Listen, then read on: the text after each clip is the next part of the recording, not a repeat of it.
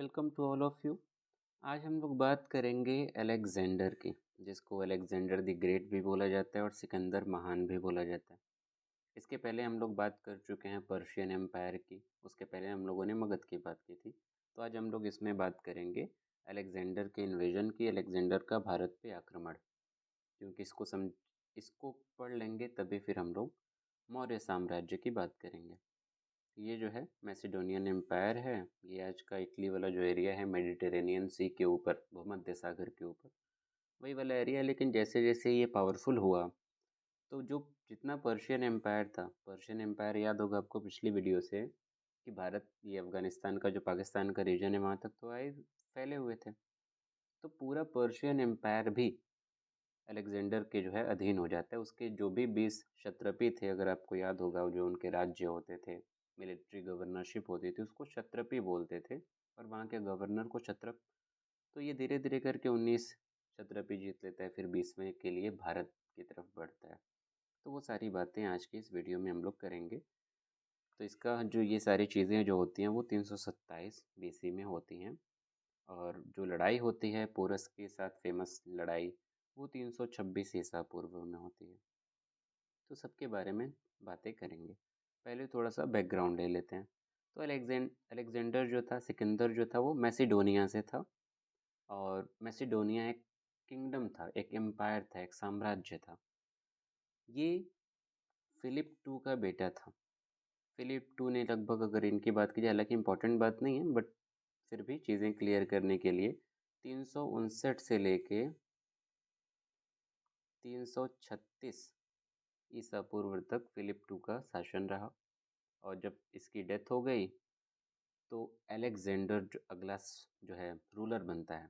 Alexander के बारे में खास बात यह है कि इसको उच्च से उच्च जो है शिक्षा दी गई। और बेहतरीन जो उस टाइम के टीचर्स थे उनसे उसको शिक्षा दिलवाई गई। तो बहुत ज्ञानी था।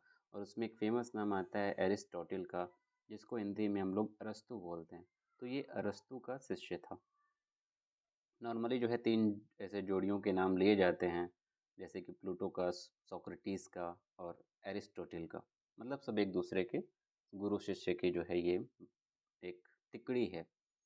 तो ये भी जो है इसके ज्ञान के हिसाब से बात की जाए तो बड़ा ज्ञानी था। लेकिन चूंकि यंग था, एनर्जेटिक था, तो अग्रेसिव भी उतना था, नशे में डूबना, ये सारी चीज़ें भी उसके अंदर थी। यहाँ तक कि एक कहानी तो अलेक्जेंडर के बारे में फेमस है कि नशे में वो इतना डूबा था कि नशे में उसने अपने सुरक्षा कर्मियों को ही मार डाला था। तो खैर इन सब बातों का हमसे कोई मतलब नहीं है। तो फिलिप टू जो मैसिडोनिया का था, उसका बेटा था अलेक्जेंडर। और जब इसकी डेथ हो गई तो उसकी डेथ के बाद अलेक्जेंडर जो है गद्दी पे बैठता है। और वो 336 से लेके 323 ईसा पूर्व तक शासन करता है। और उसने यूरोप के कुछ हिस्से पे कब्जा किया, एशिया माइनर का जो कुछ हिस्सा है उस पे कब्जा किया। और 334 ईसा पूर्व में उसने पारसियों को हराया। और पारसियों को हरा के उसके 19 क्षत्रपी पे भरो जो है कब्जा कर लिया, 19 राज्यों पे कब्जा कर लिया। और अब उसका मकसद था फारसियों के 20वें राज्य पे कब्जा, यानी कि वो 20वां राज्य जो भारत था, जिसकी बात हम लोग पहले कर चुके हैं। तो यहाँ से उसका रुख बदलता है और 327 ईसा पूर्व में हिंदू कुश की जो पहाड़ियाँ हैं उसको क्रॉस करता है और हिंदुस्तान में प्रवेश करता है। क्योंकि पाकिस्तान मतलब भारत का ही हिस्सा था, वो चार सारी चीज़ें तो बाद में आई। तो उस टाइम पे जो भारत था उसमें एंटर करता है। और सिंधु घाटी जो है, सिंधु नदी जो है, उसका जो पश्चिमी हिस्सा है उस पे उसने कब्जा कर लिया। हालांकि ये इतना आसान नहीं था, क्योंकि यहाँ पे भी रीजनल जो क्षेत्रीय पावर जो शक्तियाँ थी, क्षेत्रीय शक्तियाँ थी, वो उभर रही थी। और इसमें कुछ बड़े बड़े महान लोग भी थे उस टाइम पे। जैसे कश्मीर में एक नाम आता है अभिसार का, तो वो वहाँ पे था। इसके अलावा अम्बे की बात आती है, तक्षशिला का रूलर था। पोरस की बात आती है जो सबसे फेमस है। और ये झेलम और चेनाब के बीच का जो एरिया है वहाँ का शासक था। और वहाँ पे और भी कई सारे छोटे छोटे कबीलाई तौर पे गणराज्य थे, राज्य थे, जो वहाँ पे शासन कर रहे थे। तो जब इसने अटैक किया तो एक एक करके उसने सबको निपटाने की कोशिश की, और सबसे पहले जो उसमें सरेंडर किया था वो कश्मीर के अबिसार ने किया था। इसकी लड़ाई हुई और लड़ाई के बाद इसने सरेंडर कर दिया। वही चीज़ अम्बी के रूलर के साथ हुई। अम्बी के रूलर के साथ जब लड़ाई हुई तो अम्बी के रूलर ने भी सरेंडर कर दिया अलेक्जेंडर के सामने, और बाद में अलेक्जेंडर ने फिर जो है फ्रेंडशिप हो गई और अलेक्जेंडर ने तोहफे वगैरह दे के कहानी ख़त्म हो गई। मेन जो मुद्दा आता है वो आता है पोरस के साथ। पोरस के साथ जो लड़ाई हुई वो 326 ईसा पूर्व में हुई, और मई का महीना था तो गर्मी थी और बारिश जो है एकदम धुआंधार बारिश हो रही थी जम के।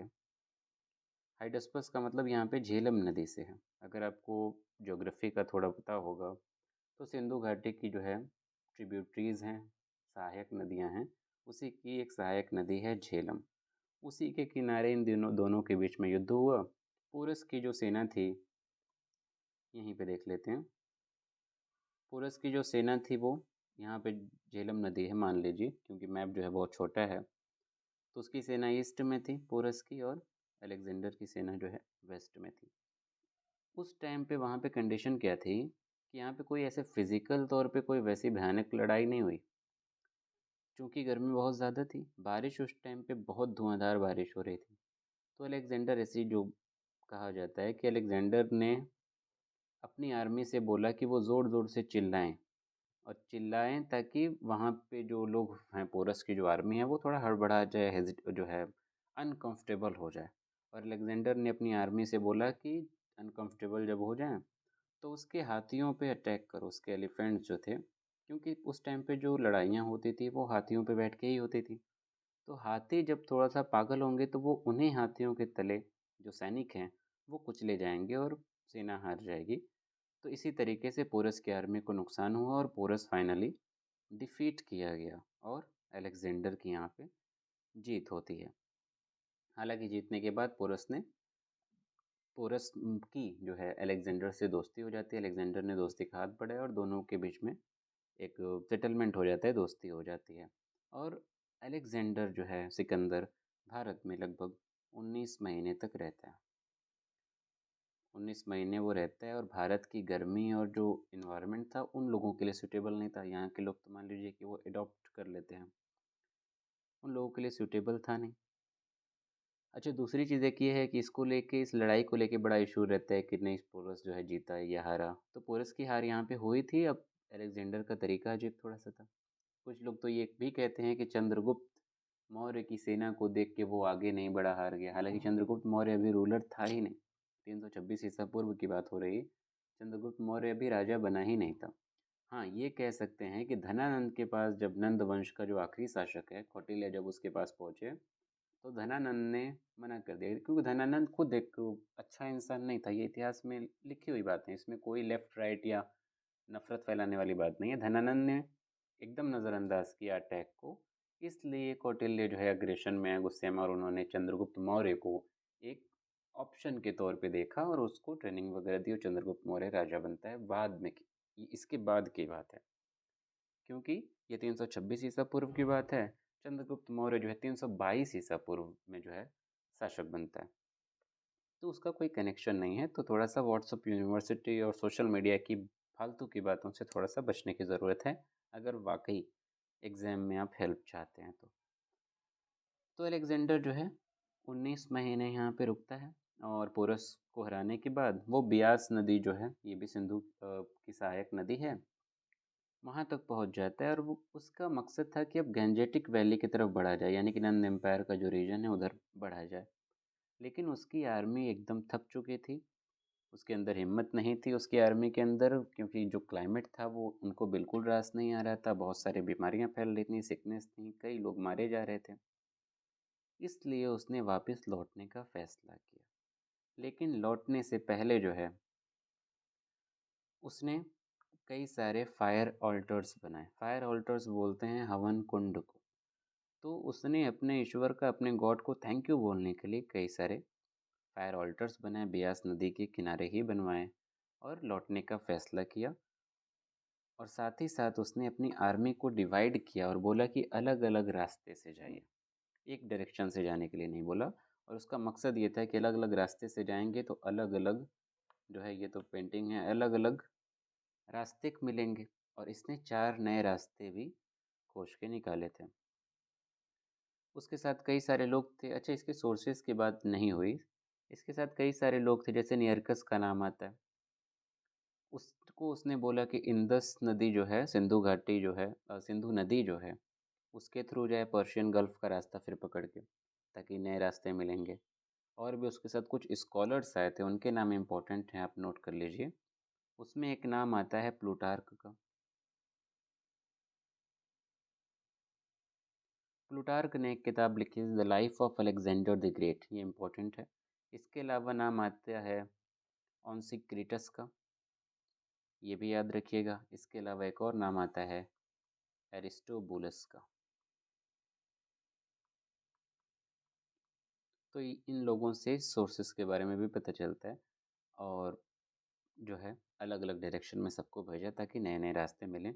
और इसने खुद फैसला किया कि वो बेबीलोनिया का जो रूट है, बेबीलोनिया आज का प्रेजेंट डे जो है इराक है वो, तो इसने खुद सोचा कि वो इस रास्ते से जाएगा।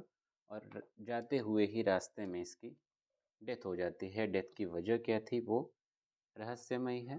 कोई बीमारी हो गई थी शायद, उसकी वजह से इसकी 323 ईसा पूर्व में मृत्यु हो जाती है इराक में। और उस वक्त उसकी उम्र जो थी वो 33 साल थी, 33 ईयर्स। तो ये ओवरऑल इसके बारे में था, भारत से संबंधित। रही बात ये कि इसके इन्वेजन से, आक्रमण से क्या फ़र्क पड़ा भारत पे, क्या इम्पैक्ट रहा, क्या प्रभाव रहा। पहला तो ये कि पहली बार भारत में यूरोप से कांटेक्ट हुआ। यूरोप का और एंशियंट भारत, प्राचीन भारत का आपस में संबंध स्थापित हुआ, क्योंकि इसके पहले जो व्यापार होते थे वो सेंट्रल एशिया तक, या जो है इजिप्शियन एम्पायर, अगर आपको सिंधु घाटी याद होगा तो वहाँ तक व्यापार होते थे। लेकिन यूरोप से यहाँ पे पहली बार कांटेक्ट इस्टेब्लिश हुआ। दूसरा ये कि इसके अटैक से, जैसे धनानंद को कौटिल्य ने समझाने की कोशिश की, नहीं समझा। तो जब आपस में फूट रहेगी तो बाहर वालों को मौका मिलता ही है।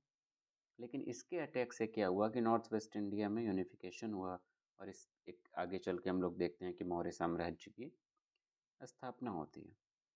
तीसरा इम्पैक्ट जो है वो कई सारे नए शहर बसाए गए, जैसे कि अलेक्जेंडर के द्वारा बसाए गए थे। अगर मैप आई थिंक हम यहाँ पे ऐड किए हुए थे, हाँ देख सकते हैं।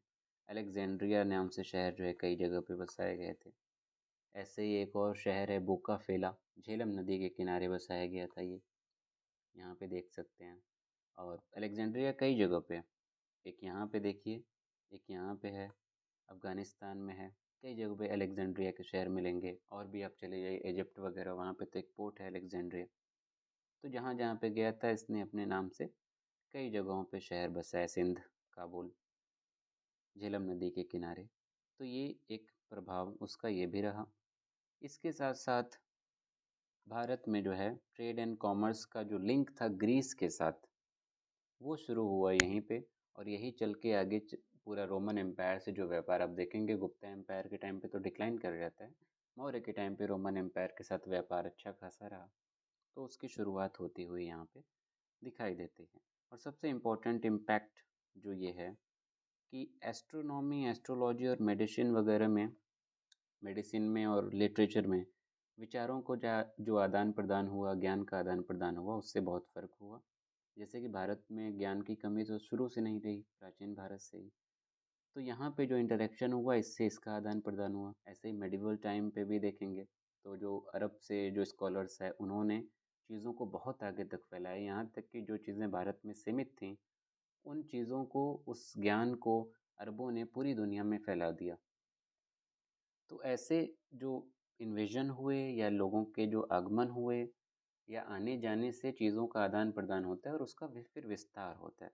तो यहाँ पे भी एस्ट्रोनॉमी, एस्ट्रोलॉजी, मेडिसिन, लिटरेचर और भी जो चीज़ें हैं उसमें एक्सचेंज हुआ, आदान प्रदान हुआ, और इसका एक अच्छा असर दिखाई देता है।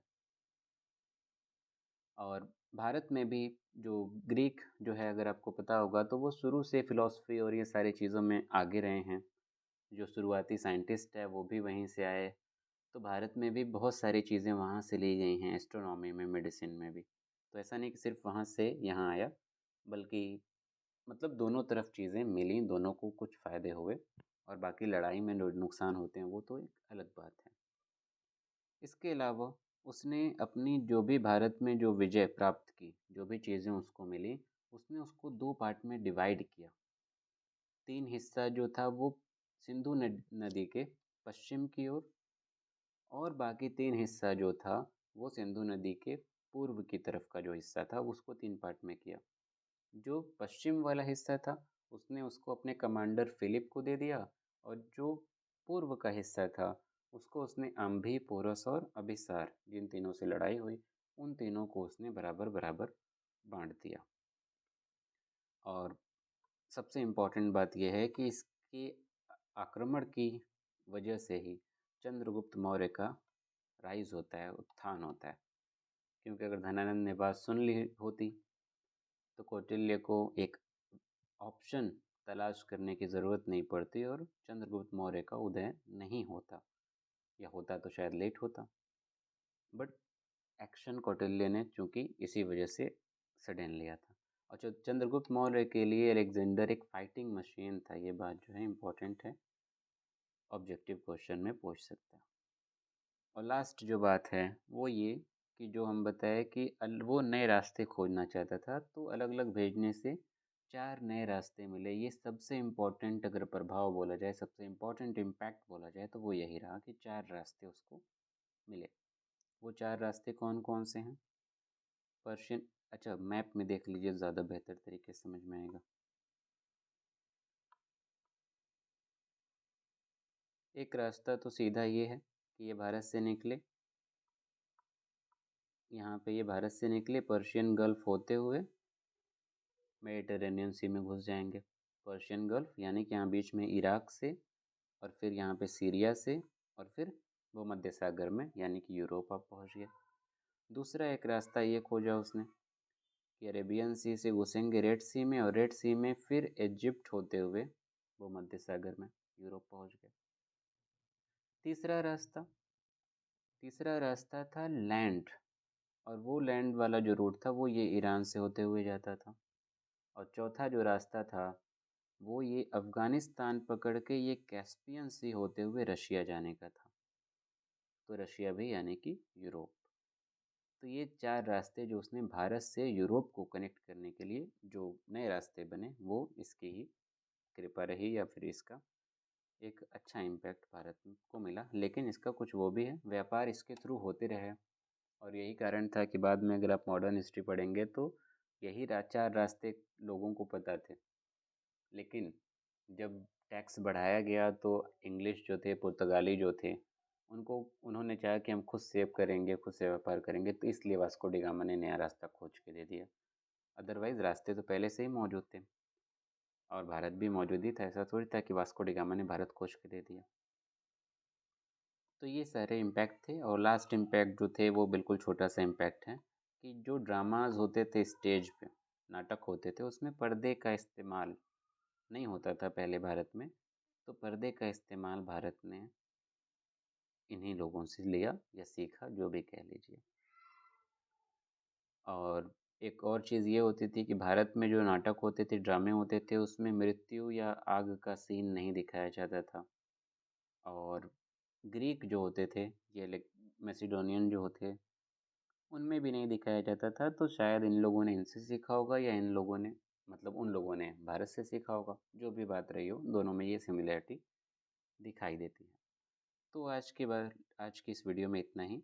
अगली वीडियो में हम लोग बात करेंगे मौर्यन एम्पायर की। उम्मीद करते हैं आज की वीडियो पसंद आई होगी। वीडियो अगर पसंद आई है तो वीडियो को लाइक करिए, चैनल को सब्सक्राइब नहीं किया है आपने तो चैनल को सब्सक्राइब करिए, और वीडियो को अपने दोस्तों के साथ शेयर करिए। Thank you.